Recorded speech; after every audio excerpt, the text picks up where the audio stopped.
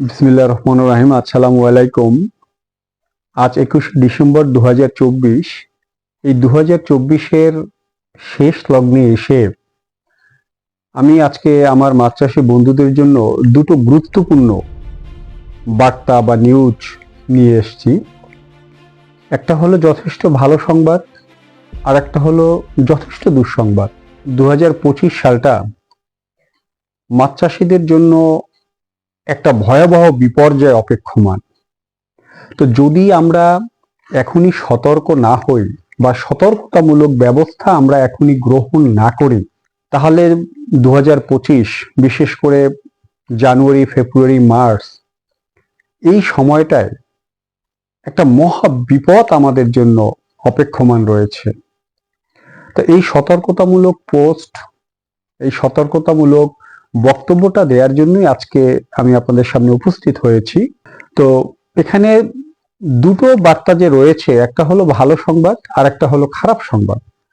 ভালো সংবাদটা হলো যে পুষ্টি পদার্থের যে ডিপোজিশনটা, এই পুষ্টি পদার্থটা এইবার আমাদের পানিতে যথেষ্ট পরিমাণে বেশি রয়েছে। আমাদের চাষের পুকুর, ডোবা, নালা সব জায়গায় যথেষ্ট পরিমাণে বেশি রয়েছে, কিন্তু সেটা ডেথ অবস্থায় আছে, মানে অকার্যকর অবস্থায় আছে। তো যদি এটাকে আমরা কার্যকর করতে না পারি, কিংবা যদি এই পুষ্টি পদার্থের যে মান আমরা উন্নয়ন করতে না পারি, সেটা মাছ চাষীদের জন্য মহা বিপদ ডেকে আনবে। তো সাধারণত আমি কিন্তু আমার কোনো ভিডিওতে আমি কখনো সাবস্ক্রাইব করতে বলি না, লাইক শেয়ার করতে বলি না। এটা একান্তই আপনাদের রুচির ব্যাপার, আপনাদের ইচ্ছা। কিন্তু আজকের এই পোস্টের জন্য আমি আপনাদেরকে বিশেষভাবে অনুরোধ করব যে আজকের পোস্টটি আপনারা বেশি বেশি করে শেয়ার করবেন, যাতে আমার অনেক মাছ চাষী বন্ধু এই বিপদের হাত থেকে নিজেকে নিরাপদ করতে পারে। তো সাধারণত আমরা যে ভিডিওগুলো তৈরি করি, এর অনেক ভিডিওর ক্ষেত্রে যারা একটু পুরনো বা অভিজ্ঞ চাষি যারা রয়েছেন, অনেকেই দেখা যায় এই 40-50 সেকেন্ড বা 1 মিনিট 1.5 মিনিট দেখেই ভিডিওটা সরিয়ে দেন আর কি। কিন্তু আমি অনুরোধ করব আজকের ভিডিওটা পুরোপুরি দেখার জন্য এবং অন্যকে এটা শেয়ার করার জন্য। তো এই যে পুষ্টি পদার্থের যে উপস্থিতিটা, এটা যে আপনার অকার্যকর অবস্থায় যে রয়েছে, এর কারণটা আমি আপনাদের কাছে বলবো। এবং এই যে মহা বিপর্যয়টা, এটা কেন আসতেছে, আমরা এখনই তার পূর্ব যে সংকেত, সেটা কিন্তু আমরা এখনই পাচ্ছি। তো সেই পূর্ব সংকেতটা কি, কি বিপদ ধেয়ে আসতেছে, কেন আসতেছে, এবং এখান থেকে আমাদের চাষকৃত মাছকে নিরাপদ রাখার উপায়, পুরো বিষয়টা আজকে আপনাদের সাথে আমি আলোচনা করব। পূর্ব সংকেত হিসাবে আমরা এখনই যেটা দেখতে পাচ্ছি, যে চাষের পুকুর এবং আমাদের যে ব্যবহার্য পুকুর বা ডোবা নালা যেখানেই যেটা রয়েছে, আমরা কিন্তু তার যে সবুজ যে রং, অর্থাৎ আমরা যে ফাইটোপ্ল্যাঙ্কটনটা তৈরি করি পুকুরে, সেই সবুজ রংটা কিন্তু আমরা খুব একটা ধরে রাখতে পারছি না। এটা করার হয়তো 2-4 দিন বা 5 দিনের ভিতরেই আবার রংটা পরিবর্তন হয়ে যাচ্ছে। সাধারণত খুব বেশি সময় পানির রংটা একটু তামাটে বা লালচে বর্ণের থাকছে পানিটা, এবং মাঝে মাঝে পুকুরের পানিটা কিন্তু একটু ঘোলা দেখাচ্ছে। মনে হচ্ছে যে মাছ খাদ্যের সন্ধানে তারা পুরো পুকুরটা ঘেটে একদম পানিটা ঘোলাটে করে ফেলছে। এটা অ্যাকচুয়ালি মাছই ঘোলাটেটা করছে। কিন্তু আরেকটা গুরুত্বপূর্ণ বিষয় হলো, মাছের যে খাদ্য গ্রহণের যে ইচ্ছা, তার চাহিদা রয়েছে, কিন্তু তার ভিতরে প্রচুর পরিমাণে খাদ্য গ্রহণে অনীহা। আমরা কিন্তু এটা খুব করে এবারে এটা দেখছি যে খাদ্য গ্রহণে যথেষ্ট অনীহা। মাছকে আমরা যে খাবারটা দিচ্ছি, সে হয়তো একদিন পরিপূর্ণভাবে খাচ্ছে এবং পরপর 3-4 দিন আবার মাছ সেভাবে খাচ্ছে না, মানে অনেকটা অনীহা দেখা দিচ্ছে। এই কারণেই আমাদের পুকুরের পানিটা ঘোলা হচ্ছে। এবং মাঝে মাঝে আপনি পুকুরে সকালের পানির রং একরকম দেখবেন, বিকেলবেলা আবার দেখবেন পানির রং একটু পরিবর্তন হচ্ছে, মানে ক্ষণে ক্ষণে এবছর কিন্তু পানির রংটা খুব পরিবর্তন হচ্ছে। আরেকটা গুরুত্বপূর্ণ কারণ হলো মাছের পেট, সে খাদ্য গ্রহণে অনীহা থাকলেও, খাদ্য গ্রহণ কম করলেও তার কিন্তু পেট ফোলা দেখাচ্ছে। বিশেষ করে এটা ক্যাটফিশ জাতীয় যে মাছ, বিশেষ করে পাঙ্গাস মাছ, ট্যাংরা মাছ, বা শিং মাছ, এই জাতীয় মাছের মানে আঁশবিহীন যে মাছগুলো রয়েছে, এই মাছগুলোর ক্ষেত্রে এই যে পেট ফাঁপা যে অবস্থাটা, এটা খুব বেশি। মানে দেখে মনে হচ্ছে সে পর্যাপ্ত খাচ্ছে, কিন্তু তার পেটটা যদি একটু ধরে চাপ দেওয়া যায়, দেখা যায় যে খুব নরম, মনে হয় যেন গ্যাসে ভরে গেছে তার পেটটা। তো এই পেট ফোলা ভাবটা মাছের ভিতরে যথেষ্ট পরিমাণে রয়েছে। খাদ্য গ্রহণে অনীহা রয়েছে, পানির সবুজ রং ধরে রাখা যাচ্ছে না। আরেকটা কারণ হলো ক্ষতরোগ প্রতি বছরের তুলনায় এবছরের ক্ষতরোগের ধরনটা একটু আলাদা। অর্থাৎ আপনি আজকে দেখলেন যে দুই একটা মাছের ভিতরে একটু ক্ষতরোগ চলে এসছে, কালকে যে এই পরিসংখ্যানটা 1% বা 2% বা 3% এরকম হারে বাড়বে, এরকম কিন্তু হচ্ছে না। আজকে দুই একটা দেখলেন, কালকে দেখবেন যে আপনার 90% মাছের ভিতরে এই ক্ষতরোগটা ছড়াই পড়ছে এবং বড় ভলিউমে একটা মাছ মারা যাচ্ছে। আমি অনেক ভিডিও পাচ্ছি, অনেক ফোন পাচ্ছি, অনেক মেসেজ পাচ্ছি যে মাছে কোনো ক্ষতরোগ নেই, মাছে যে কোনো রোগাক্রান্ত হয়েছে এর কোনো চিহ্ন মাছে নেই, কিন্তু মাছটা মারা যাচ্ছে, একদম সুস্থ সবল একটা মাছ মারা যাচ্ছে। এরকম অনেক কারণ এবছর এই 2024-এর শেষ সময় যখন শীতটা শুরু হলো, তখন আমরা মাছের মধ্যে এই অবস্থাটা আমরা দেখতে পাচ্ছি। আমাদের পুকুরে প্রাকৃতিক পরিবেশের যে একটা আমূল পরিবর্তন, সেটা আমাদের চোখে আমাদের পড়ছে। তো এর কারণটা হলো, এর উপায়টা আমি বলবো, এর কারণটা বলি। এর কারণটা 2024-এ আমাদের এই যে ভয়াবহ যে প্লাবন, আমি বন্যা বলবো না, প্লাবন বলবো, মহাপ্লাবন। কারণ বাংলাদেশ এবং ভারতবর্ষের কোনো কোনো প্রদেশে এমন কোনো জায়গা নেই যেখানে পানিটা উঠেনি। একদম সারা দেশের পানি, এটা সারা দেশে একাকার হয়ে গেছে। তো এর মাধ্যমে এই প্লাবন বা বন্যার জন্য আপনার পানিতে পুষ্টি পদার্থের পরিমাণটা অনেক বেড়েছে।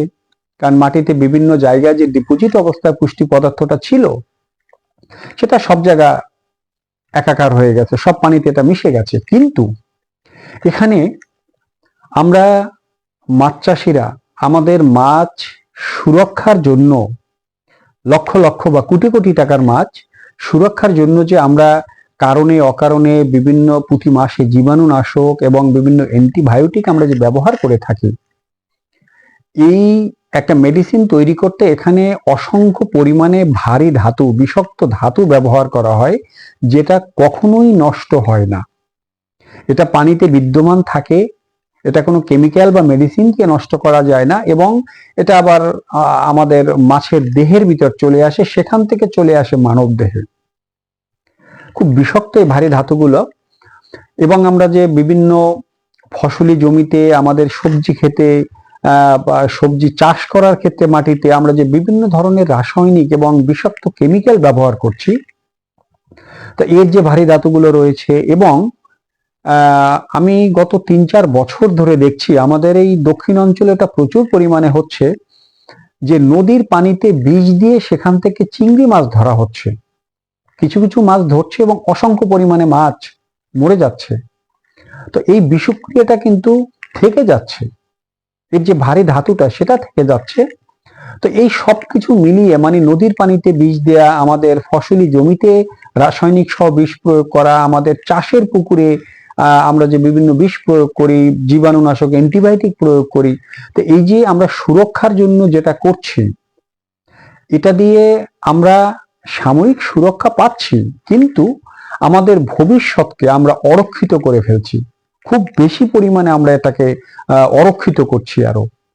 এবং এরই ফলশ্রুতিতে এই যে বন্যায় সারা দেশ একাকার হয়ে গেল, এই যে ভারী ধাতুটা সমস্ত জায়গায় এটা ছড়াই পড়ছে, যার জন্য এই যে পানির যে প্রাকৃতিক যে পরিবেশটা, এটাকে আমরা ঠিকভাবে ধরে রাখতে পারছি না। এবং এই যে সংকেতগুলোর কথা আমি বললাম, যে আমরা একটু ব্যতিক্রমী যে পরিবর্তনটা আমরা মাছের মধ্যে, পানিতে যে লক্ষ্য করছি, এর একমাত্র কারণ হলো এটা। তো এখন এই সময় যদি আমরা আমাদের পুকুরে জীবাণুনাশক প্রয়োগ করা আমরা যদি অব্যাহত রাখি, আমরা যদি অ্যান্টিবায়োটিক প্রয়োগ করা অব্যাহত রাখি, তাহলে হয়তো 25 সালের মার্চ এপ্রিলের পরই আপনারা দেখবেন যে আপনারা পুকুরে এই মাছের সুরক্ষার জন্য যে মেডিসিনটা আপনারা প্রয়োগ করছেন, কোনো মেডিসিন আর কাজ করবে না, এখনই করছে না। আপনারা দেখেন আমাদের ফসলি জমিতে আমরা যে মেডিসিন ব্যবহার করছি এখন কাজ করছে না। এখন পোকার ঔষধ আমরা জমিতে প্রয়োগ করছি, কিন্তু পোকা মরছে না, কিংবা একদিন পোকা চলে গেল, পরের দিন আবার সেখানে পোকা চলে এসছে, অর্থাৎ তারা ইউজ টু হয়ে গেছে মেডিসিনের সাথে। তো এই জন্য এই মেডিসিনটা প্রয়োগ না করলে আমরা কিন্তু আমাদের সম্পদকে কোনোভাবে সুরক্ষিত রাখতে পারবো না।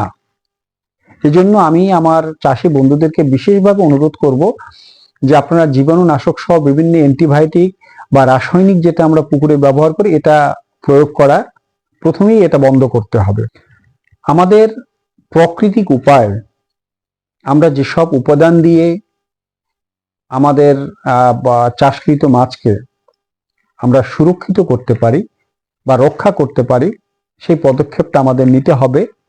তো এই জন্য যাদের মাছ ভাইরাস, ফাঙ্গাল বা ক্ষতরোগে আক্রান্ত হয়েছে এবং যাদের এখনো হয়নি, তো যাদের হয়নি তারা, আমি আজকে যে পদ্ধতিটার কথা বলবো, আপনারা যদি এভাবে আপনার পুকুরের ব্যবস্থাপনাটা করেন, কারণ আমার নিজের পুকুরেও এটা হয়েছিল এবং আমি এই পদ্ধতিটা অবলম্বন করে আমার মাছকে আমি নিরাপদ করেছি। তো আপনারা যদি এই পদ্ধতিটা অবলম্বন করেন, আশা করি ইনশাল্লাহ আপনাদের মাছ সুরক্ষিত থাকবে। তো যাদের এখনো পুকুরে সমস্যা হয়নি তাদের প্রথমেই যে কাজটা করতে হবে, শতক ফুট পানিতে প্রথম দিন, এই ডিসেম্বর মাসে অথবা জানুয়ারির প্রথম সপ্তাহের ভিতরে আপনারা এই কাজটা করবেন। শতক ফুট পানিতে 2 গ্রাম কপার সালফেট বা তুতে, এখন যদি আপনার পানির পরিমাণটা হয় 5 ফিট, ধরা যাক 5 ফিট, তাহলে 5 পূরণ 2 অর্থাৎ 10 গ্রাম প্রতি শতকের জন্য। এভাবে আপনার পুকুরে যত ফিট পানি আছে প্রতি শতক ফিট পানির জন্য 2 গ্রাম। আর যাদের এই ফাঙ্গাল বা ভাইরাসের সমস্যাটা হয়েছে বা দেখছেন যে এখন এরকম 2-1টা মাছে এসে গেছে, তারা শতক ফুট পানিতে 3 গ্রাম করে কপার সালফেট বা তুতে ব্যবহার করবেন। এটা গেল প্রথম দিনের প্রয়োগ।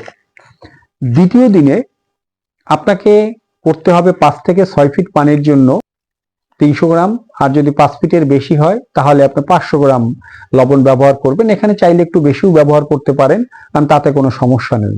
তো প্রতি শতকের জন্য 300 থেকে 500 গ্রাম লবণ, লুজ লবণ, এটা প্রয়োগ করতে হবে দ্বিতীয় দিন। তৃতীয় দিনে আপনাকে করতে হবে 250 গ্রাম বা 250 গ্রাম হারে পাথুরে চুন। এখানে পাথুরে চুন দিতে হবে 500 গ্রাম প্রতি শতকে, কিন্তু সেটা একদিনে না, 2 দিনে। প্রথম দিনে 250 গ্রাম প্রতি শতকে পাথুরে চুন ভিজানোর পরে 1-2 ঘন্টা পরে গরম গরম অবস্থায় সমস্ত পুকুরে ছিটিয়ে দিতে হবে। মাঝখানে একদিন বাদ দিয়ে পরের দিনে আবার দিতে হবে 250 গ্রাম, অর্থাৎ এই 3 দিনে 2টা ডোজ হবে চুনের 500 গ্রামের। এটা 2টা ভাগে ভাগ করে চুনটা দিবেন। এর পরের দিন আপনাকে প্রয়োগ করতে হবে প্রতি শতকে 300 গ্রাম থেকে 500 গ্রাম ছাই, সেটা যে কোনো ছাই হতে পারে। এই ছাইয়ের সাথে প্রতি শতকে 100 গ্রাম করে চিটাগুড়। তা প্রাথমিকভাবে আপনার পুকুরের যে এই যে বিভিন্ন ভাইরাস, ব্যাকটেরিয়া বা হাঁস পোকা, উকুন নিয়ন্ত্রণের জন্য আপনারা যে এই ডোজটা কমপ্লিট করলে পরে আপনার পুকুরের পরিবেশটা অনেকটাই নিরাপদ হয়ে গেল। এরপরে আপনাকে যেটা করতে হবে, অবশ্যই আপনার আশপাশে এই যে কচুরি পানা নেই এমন জায়গা বাংলাদেশ এবং ভারতবর্ষে খুব কমই রয়েছে। আপনি বাঁশ দিয়ে একটা সার্কেল তৈরি করে বা একটা চৌকা ঘরের মতো তৈরি করে পানিতে ভাসমান অবস্থায় রেখে, এই 10 ফিট বাই 10 ফিট একটা বাঁশের খাঁচা, তার ভিতরে কিছুটা জীবন্ত কচুরি পানা, অন্তত 50 শতক জায়গার জন্য একটা ফ্রেম, এভাবে আপনার যত শতকের জায়গা এরকম ফ্রেম তৈরি করে তার ভিতরে আপনি জীবন্ত কচুরি পানাটা আপনি স্থাপন করবেন। এর কারণটা হলো যে এই যে ক্রোমোনিয়াম সহ বিভিন্ন ধরনের ভারী ধাতু যে আমাদের মেডিসিন তৈরি করার ক্ষেত্রে ব্যবহার করা হয়, বিশেষ করে বিষাক্ত মেডিসিনগুলো তৈরির ক্ষেত্রে, এটা তো কখনোই কোনো মেডিসিন দিয়ে নষ্ট হয় না। আর এটা শুষে নেওয়ার একমাত্র মাধ্যম হলো এই কচুরিপানা। কচুরিপানা পুকুর থেকে, পানি থেকে এই যে ভারী ধাতুগুলো সেগুলোকে শোষণ করে। কচুরিপানা অ্যামোনিয়া শোষণ করে, পানির প্রাকৃতিক পরিবেশটা ঠিক রাখে। এই জন্য অবশ্যই আপনারা কচুরিপানা পুকুরে স্থাপন করবেন। এর 7 দিন পর প্রতি বিঘেতে 33 শতকে 1 বিঘা অথবা 33 ডেসিমেল, তো 33 শতকের 1 বিঘার জন্য আপনার 2 কেজি কাঁচা রসুন, 1 কেজি হলুদের গুঁড়া, অথবা 2 কেজি হলুদের গুঁড়া, 1 কেজি কাঁচা রসুন। এটা রসুনটাকে থেতলে এই হলুদের গুঁড়া, রসুন আপনার পানির সাথে গুলে সমস্ত পুকুরে ছিটিয়ে দিতে হবে। আর যদি হলুদ আপনার অ্যাভেলেবেল না হয়, শুধু রসুন দিতে চান, তাহলে প্রতি বিঘাতে 2 কেজি রসুন, অথবা যদি শুধু হলুদ দিতে চান তাহলে 2 থেকে 2.5 কেজি, অর্থাৎ 2000 গ্রাম থেকে 2500 গ্রাম পর্যন্ত প্রতি শতকে 3 থেকে 5 ফিট পানির জন্য, এটা প্রতি বিঘার জন্য, এটা আপনার সমস্ত পুকুরে এটা ছিটিয়ে দিতে হবে। তো অনেক সময় দেখা যায় যে হলুদ এবং রসুনের একটু বাজার মূল্যটা বেশি থাকার জন্য অনেকে এটা দিতে স্বাচ্ছন্দ্য বোধ করেন না। তারা এটা খাদ্যের সাথে ব্যবহার করতে পারেন, যে সপ্তাহে 3 থেকে 4 দিন, সেটা হোক হাতে তৈরি খাদ্য, হোক পিলেট খাদ্য, এই খাদ্যের সাথে 2 গ্রাম, আজকে আপনি 2 গ্রাম হলুদের গুঁড়া প্রতি কেজি খাদ্যের সাথে, এবং অবশ্যই যেদিনকে আপনি এই উপাদানটা, সপ্তাহে 3 থেকে 4 দিন যে উপাদানটা মাছের খাদ্যের সাথে মিক্স করে মাছকে খাওয়াবেন, ওদিনকে ওই বেলাতে আপনি যতটুকু পরিমাণ খাদ্য প্রতিদিন পুকুরে দিচ্ছেন, ওদিনকে খাদ্যটা তার 50% নেবেন, খাদ্যটা কম নেবেন, অর্থাৎ মাছকে পেট ফুরে খাওয়ানো যাবে না। তো প্রতি কেজি খাদ্যের সাথে আপনি আজকে দিলেন 2 গ্রাম করে হলুদের গুঁড়া, পরের দিন আবার দিলেন 2 গ্রাম রসুন, এর পরের দিন আবার দিলেন 2 গ্রাম হলুদের গুঁড়া, সাথে অবশ্যই কিছুটা চিটাগুড় এবং কিছুটা লবণ। এটা যদি সপ্তাহে 3-4 দিন আপনারা আপনার মাছের খাদ্যের সাথে প্রয়োগ করেন, তাহলেও মাছ আপনার নিরাপদ থাকবে। এরপরে আপনাকে পুকুরে প্রয়োগ করতে হবে একটা প্রোবায়োটিক। আপনি যখন এই কপার সালফেট বা তুতে, চুন, লবণ, ছাই, মোলাসেস এই ডোজটা আপনি সম্পন্ন করলেন, এরপরে আপনি কচুরিপানাতে স্থাপন করলেন, তারপরে আপনি খাদ্যের সাথে যে হলুদ রসুনটা, অথবা আপনি প্রতি বিঘা হিসাবে যেটা আমি বললাম, যদি এইভাবে আপনি ব্যবহার করেন, এটা করলেন, এরপরে আপনাকে যখন পুকুরের পরিবেশটা ঠিক হবে, তখন আপনাকে করতে হবে একটা প্রোবায়োটিক। সেই প্রোবায়োটিকটা বাজার থেকে এত দাম দিয়ে কেনার দরকার নেই। আমার চ্যানেলে আপনি 3 কেজি পাকা কলা, 3 কেজি পাকা পেঁপে এবং 3 কেজি মিষ্টি কুমড়া, একটা হাঁসের ডিম দিয়ে যে 1 একর জায়গার জন্য, মানে 100 শতক জায়গার জন্য যে একটা প্রোবায়োটিকের ভিডিও আমার চ্যানেলে দেয়া আছে, আপনারা একটু ভিডিওটা কষ্ট করে দেখে নেবেন। তো এভাবে একটা প্রোবায়োটিক খুব কম খরচে তৈরি করে আপনার পুকুরে প্রোবায়োটিকটা ব্যবহার করবেন। এবং যে মাসিক পরিচর্যাটা এই সময় পর্যন্ত থেকে শুরু করে আগামী ফাগুন মাস পর্যন্ত, অর্থাৎ চৈত্র আসার আগ পর্যন্ত, এটা 18 থেকে 20 দিনের ভিতরে আপনাদের এই পরিচর্যাটা করতে হবে। এবং পুকুরে বিভিন্ন ধরনের জীবাণুনাশক, অ্যান্টিবায়োটিক, যে রাসায়নিক, এটা ব্যবহার না করে যদি একটু ভেষজ উপায় আপনারা পুকুরের পরিচর্যাটা করেন, মাঝে মাঝে আপনারা যদি কিছুটা পরিমাণে নিম পাতা, শতকে 500 গ্রাম থেকে 1 কেজি নিম পাতা, এটা যদি একটু থেতলে এর রসটা আপনি সারা পুকুরে আপনি ছিটিয়ে দেন, তারপরে সজনে গাছের ডাল সহ যে পাতাটা, সেটা থেতলে এর পানিটা আপনি সমস্ত পুকুরে ছিটিয়ে দেন। তো এভাবে যদি আপনারা পুকুরে পরিচর্যাটা করেন, আশা করি এই ভারী ধাতু থেকে আমরা নিষ্ক্রিয় পাবো, বা অব্যাহতি আমরা পাবো, এবং আমাদের মাছ রোগমুক্ত থাকবে। আমরা একটা নিরাপদ এবং লাভজনক মাছ চাষ আমরা করতে পারবো। আজ এ পর্যন্তই। আপনাদের সাথে আবার দেখা হবে অন্য কোনো পর্বে, অন্য কোনো বিষয়। সে পর্যন্ত সবাই ভালো থাকবেন, সুস্থ থাকবেন, নিরাপদ থাকবেন। Safety first. আল্লাহ হাফিজ।